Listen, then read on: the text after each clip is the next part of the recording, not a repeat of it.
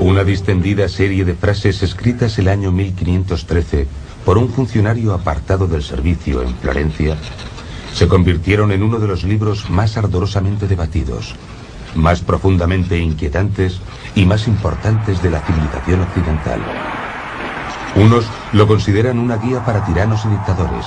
A Mussolini le encantaba, y los marxistas reconocieron en él a un camarada revolucionario. Para otros, abrió el camino a la tolerancia étnica y religiosa, a los derechos humanos individuales y a las democracias modernas. Sin embargo, ha provocado, justa o injustamente, que el nombre de Maquiavelo haya sobrevivido a través de los siglos, como sinónimo del mal.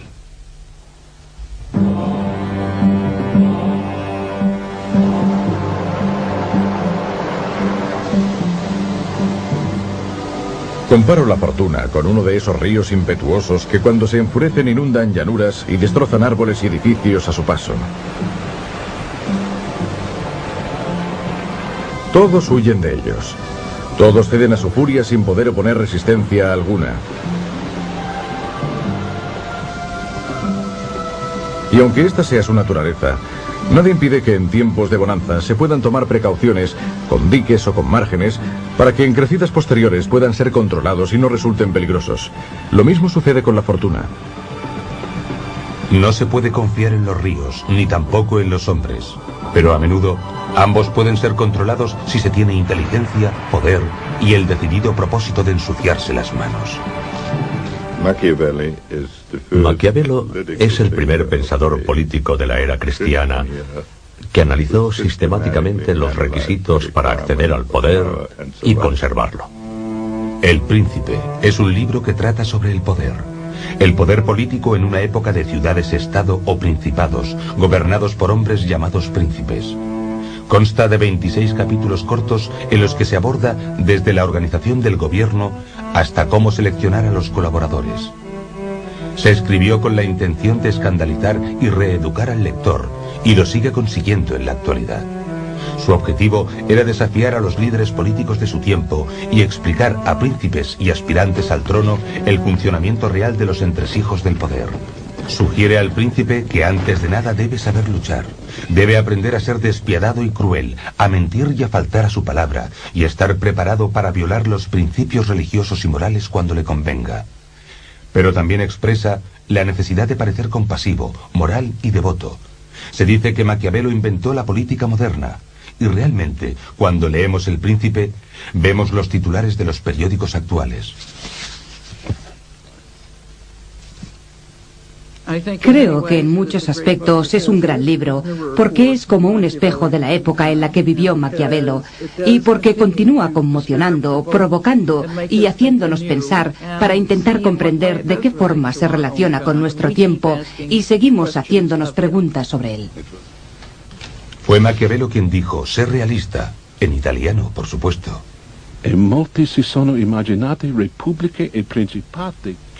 Muchos han imaginado repúblicas y principados que nadie ha visto jamás.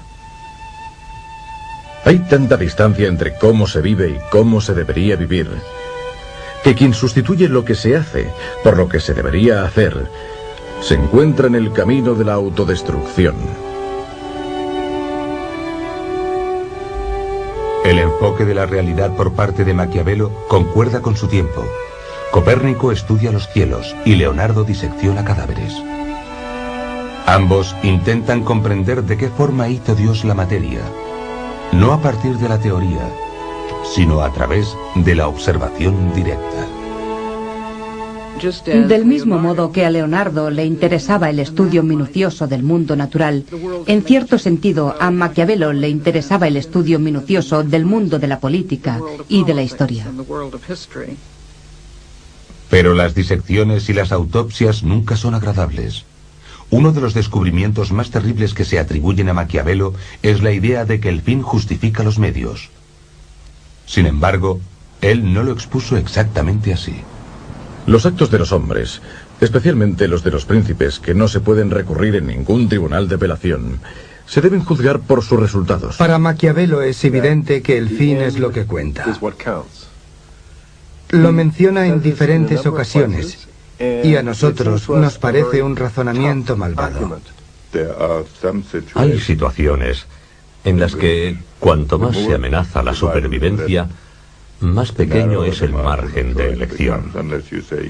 A no ser que prefieras ver tu sociedad destruida a perseguir objetivos marginales.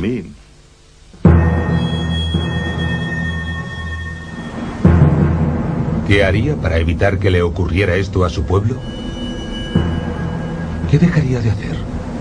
¿Sería capaz de mentir? ¿Violaría tratados? ¿Asesinaría a gente? ¿Dónde trazaría la línea? ¿En cualquier lugar? Por otro lado, si estuviera ganando una guerra y el enemigo se encontrara completamente derrotado, ¿hasta qué punto intentaría minimizar el número de bajas de sus hombres? Maquiavelo estaba familiarizado con las ambigüedades morales del poder. Una ciudad del tamaño de Atlanta, Georgia. Era realista. Maquiavelo perseguía lo que algunos eruditos han llamado realismo moral. En primer lugar, intentaba crear algo que no existía hasta ese momento, la nación-estado, en este caso, Italia. Es preciso que nos preguntemos si estamos realmente en una situación desesperada, si nos encontramos realmente ante necesidades tan apremiantes como las que describe Maquiavelo. Creo que en muchas ocasiones se considera que es así y en cambio no lo es.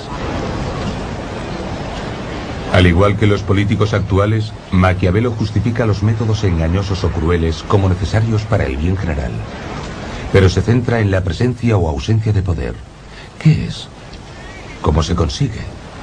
¿Cómo se mantiene? Buenas preguntas en nuestra época, pero espantosas, severas y urgentes en la de Maquiavelo. La religión también parecía un asunto entre familias. Los príncipes de la Iglesia tenían concubinas. Los papas tenían hijos. Lucrecia y César Borgia, hermanos y amantes, también gozaban de riqueza y poder gracias a su señor, el Papa Alejandro VI, quien dio un significado completamente nuevo al término padrino. Italia era un caos de ciudades-estado. Los papas y otros príncipes cambiaban constantemente de alianzas. Asesinatos en la catedral y orgías en el Vaticano eran los escombros de un orden medieval en decadencia. Este es el mundo en el que vivió Nicolás Maquiavelo. La separación entre Iglesia y Estado se convirtió en uno de los temas principales de su obra.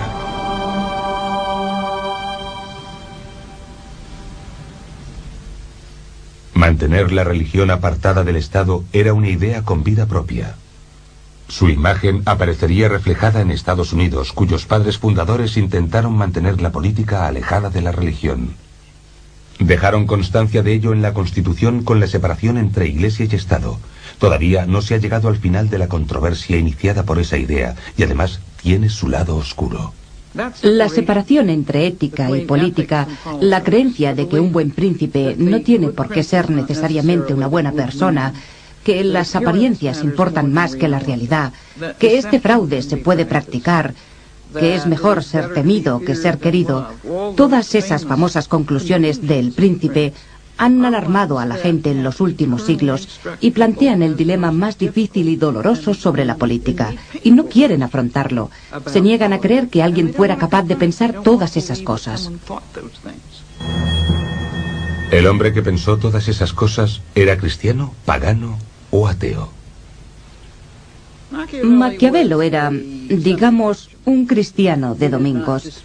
No rebatía los dogmas esenciales de la fe católica.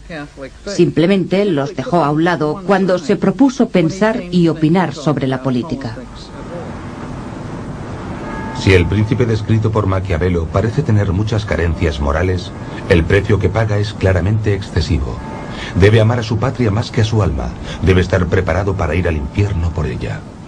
Matar a un hombre es siempre matar a un hombre. Y un príncipe tiene que estar preparado para hacerlo. Debe estar preparado para ir al infierno si es preciso. Tener el poder, ser gobernante, ser un príncipe es intrínsecamente un trabajo dramático, sin redención y sin justificación. A Maquiavelo le parecía posible vivir con puntos de vista contradictorios y, por tanto, no se veía a sí mismo tal como fue enseguida considerado como un anticristiano ni nada parecido. Algunos piensan que debería enseñar a los hombres la forma de llegar al cielo, pero preferiría mostrarles el camino del infierno para que aprendieran a evitarlo.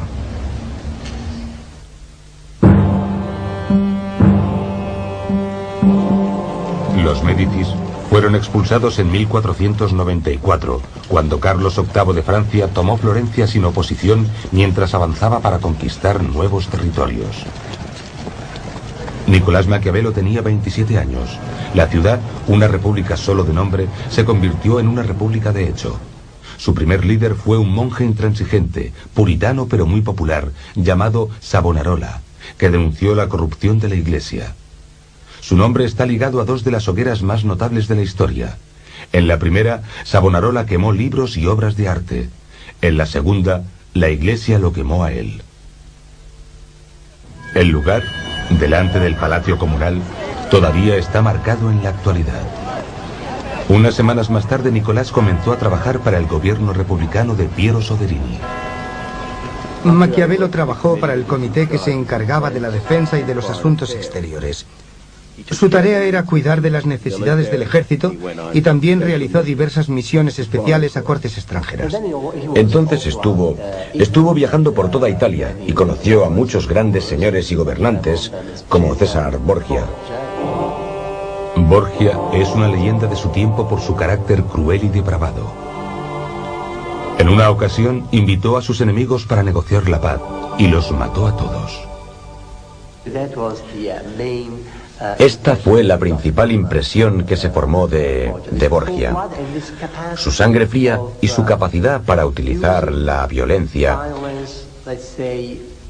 digamos, crudeltà bene usata, que se llevaba a cabo por un objetivo político muy concreto. No era solo para hacer una demostración de poder, sino de un modo mucho más funcional.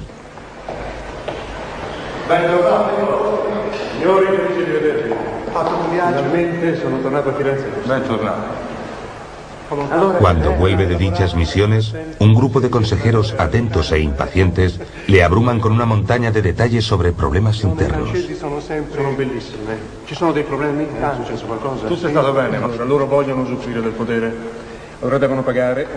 Pero Nicolás tiene cosas más importantes en que pensar. Es un visionario, un patriota italiano convencido de que solo un líder singular y poderoso puede unificar Italia. Y sabe que la independencia requerirá un ejército formado por ciudadanos. Maquiavelo pensaba que los ejércitos de mercenarios que caracterizaban el sistema militar de la Italia renacentista, y de hecho el de buena parte de Europa, eran una terrible equivocación. Los romanos habían tenido milicias civiles y cada estado debía utilizar a sus propios ciudadanos. Solo de esta manera se podía conseguir que los civiles expresaran su compromiso y su genio en defensa de su Estado. Y eso daría muy buenos resultados por lo que respecta a las leyes internas, a las instituciones y también al carácter peculiar de la nación en su conjunto. Maquiavelo vende la idea y en una guerra contra sus vecinos de Pisa, sus soldados civiles se comportan de una forma aceptable. Pero en 1512 se enfrentan a las tropas españolas, mucho más preparadas, en una ciudad llamada Prato. Los mercenarios españoles provocan el pánico en las filas de los milicianos de Maquiavelo y a continuación se desencadena una matanza. Como consecuencia de la derrota, los Médicis volvieron para acabar con la República de Soderini y con la carrera política de Maquiavelo. Según Nicolás, el irreflexivo Soderini podía haber aplastado a los Médicis a su retorno si hubiera sido lo suficientemente despiadado. Para gobernar es preciso tener algo más que proyectos políticos.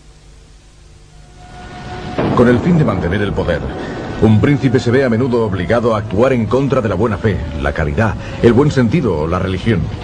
Si es posible, no debe desviarse de lo que es correcto, pero si es necesario, debe hacer el mal.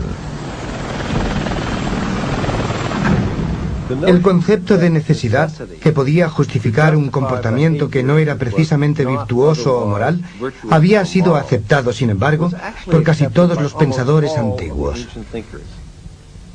Los críticos de Lincoln en su época pensaban que era un dictador, pensaban que era un tirano, pensaban que no era un demócrata, pensaban que, a pesar de su encanto de hombre rústico y pueblerino, Era un egocéntrico que gobernaba en la mayoría de las ocasiones de manera anticonstitucional.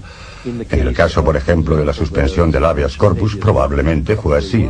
Y este es quizás un magnífico ejemplo del liderazgo de una democracia según Maquiavelo.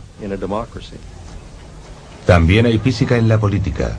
Y tarde o temprano, cada líder descubre por sí mismo las leyes de la relatividad y la incertidumbre, también conocidas como la ley de las consecuencias involuntarias. Si se considera todo como es debido, se encontrará alguna cosa que parecerá virtud, pero que si se sigue traerá consigo la ruina. Y alguna otra que parecerá vicio, pero que si se sigue, procurará seguridad y bienestar.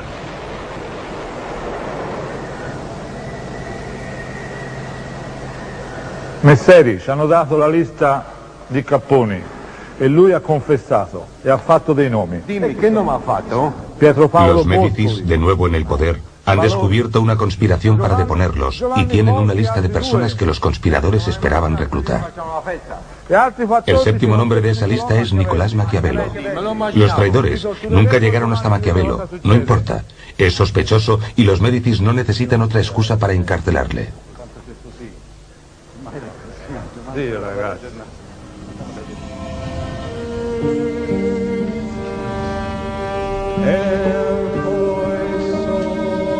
Es una plegaria que cantan los sacerdotes, dedicada a los que van a morir. Este canto es para los artífices de la lista.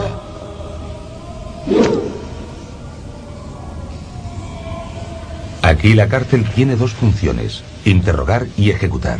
El interrogatorio significa tortura, es legal y muy ingenioso. A Nicolás le espera el estrapato, que consistía en atar las manos del prisionero a la espalda, alzarle por las muñecas y dejarle caer parcialmente. Si se le dejaba caer demasiado, se saldrían los hombros de las articulaciones. Obviamente la caída de Nicolás no es tan dura, pero es tortura al fin y al cabo, y aprende a hacer buen uso del dolor. La bondad del amor es algo que el hombre olvida cuando puede sacar un beneficio de ello. Pero el miedo se fortalece con el temor al castigo, que jamás te abandona. La experiencia de los meses anteriores no ha llevado a Nicolás a ver la vida con más romanticismo, pero ha sido muy instructiva. En la primavera de 1513, Juan de Médicis se convierte en el Papa León X. Hay una amnistía general y Maquiavelo es liberado, pero con restricciones. Se le prohíbe abandonar la región de Florencia. Es expulsado del palacio comunal y apartado de la política. Se traslada a una propiedad familiar situada a unos pocos kilómetros de la ciudad. Allí es libre para sumergirse en su propio infierno. Es un adicto privado de su sustancia vital. Solo alguien que haya estado allí puede conocer el dolor. Gary Hart era el presunto príncipe del Partido Demócrata antes de que la fortuna y su indiscreción lo apartaran. En muchos sentidos, es un infierno poseer un talento que no puedes utilizar. Este era el infierno de Maquiavelo, y muy profundo, porque era consciente de su gran inteligencia y sabía que era un visionario. Creo que debió de ser terriblemente duro para él, como lo sería, por ejemplo, para un político de nuestros días que tuviera talento.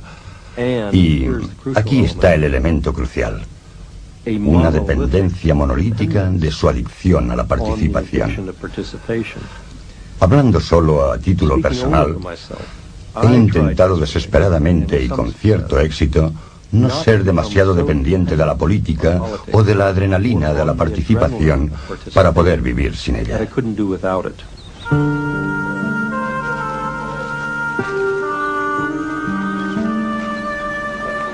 En una carta dirigida a un amigo suyo, Nicolás describe los recónditos confines de su vida actual.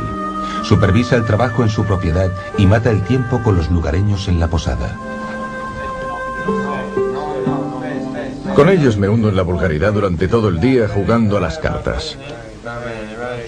Estas partidas provocan numerosas disputas con incontables insultos. Y a menudo nos peleamos por un centavo. Metido en estas trifulcas, evito que mi cerebro se enmohezca. En el aspecto personal, Maquiavelo parece muy humano. Es compasivo, ingenioso y mal hablado, a veces incluso obsceno. Está casado, pero se siente atraído por otras mujeres y ellas hacia él. Maquiavelo era un gran tipo. Era simpático, afable y leal a sus amigos. Le encantaba salir a tomar unas copas. Le gustaban las mujeres. Le apasionaba una buena conversación. En resumen, era un tipo corriente y jovial. Bueno, corriente tal vez no sea el mejor calificativo, pero es mejor cualquier cosa antes que maquiavélico. Era bien parecido y también un hombre con mucho talento. Escribió la mejor comedia de nuestra literatura, La Mandrágora, en 1518. Bueno, es una comedia con un trasfondo muy amargo e incluso sombrío, pero es una obra muy divertida, maravillosa. Al atardecer, regreso a mi casa y voy a mi estudio.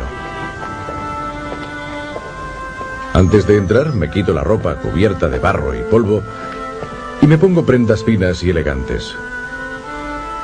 Vestido apropiadamente, entro en las antiguas cortes de los antiguos hombres, donde, recibido por ellos con afecto, me alimento con ese manjar que me pertenece y por el que vine al mundo.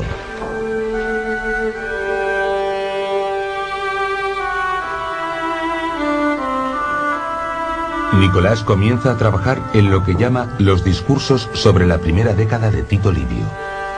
Es un libro de comentarios sobre la obra de ese historiador romano y presenta argumentos convincentes a favor de un sistema de gobierno republicano. Entonces, de repente, decide intentar de nuevo entrar en el gobierno y escribe con una rapidez pasmosa, en solo 3 meses, El Príncipe. Interrumpe su obra sobre los discursos para ponerse a escribir El Príncipe. Está ansioso por volver a la política y a la vida en el gobierno. ¿Acaso nos encontramos ante dos Maquiavelos? Uno escribe un libro sobre el sistema de gobierno republicano y el otro, casi simultáneamente, un manual de consejos para los tiranos. Yo veo El Príncipe de Maquiavelo como una obra sobre el arte de gobernar y los discursos sobre cómo conseguir los objetivos deseables en las declaraciones públicas.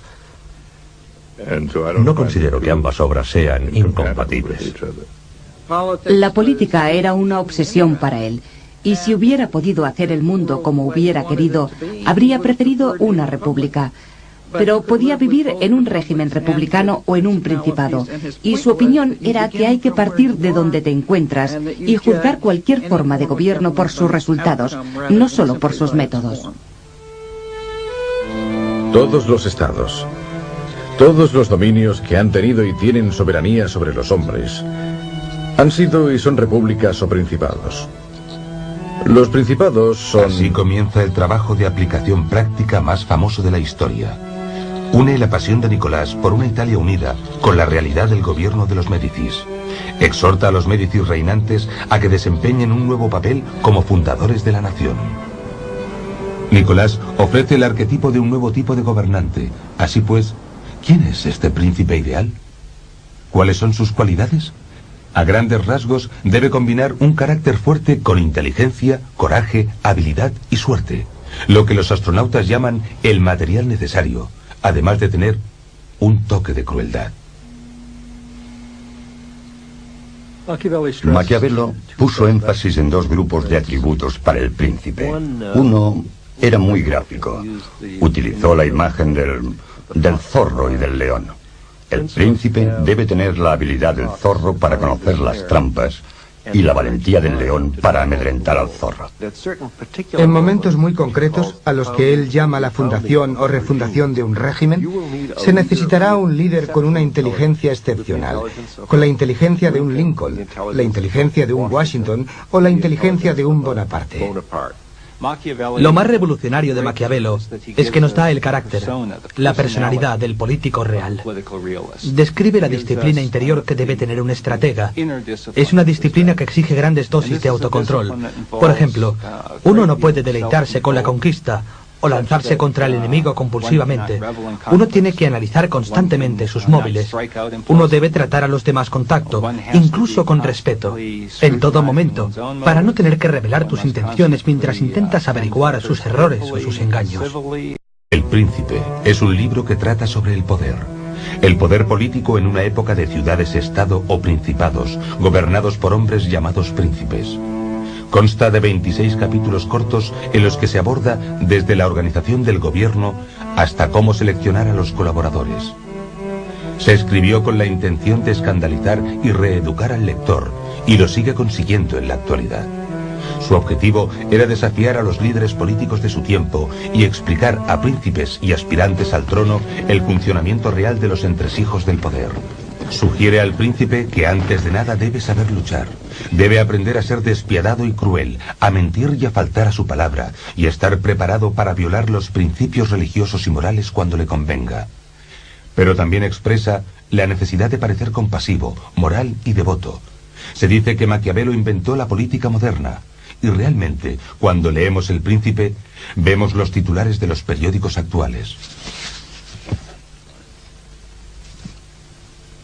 Creo que en muchos aspectos es un gran libro, porque es como un espejo de la época en la que vivió Maquiavelo, y porque continúa conmocionando, provocando y haciéndonos pensar para intentar comprender de qué forma ha provocado, justa o injustamente, que el nombre de Maquiavelo haya sobrevivido a través de los siglos, como sinónimo del mal.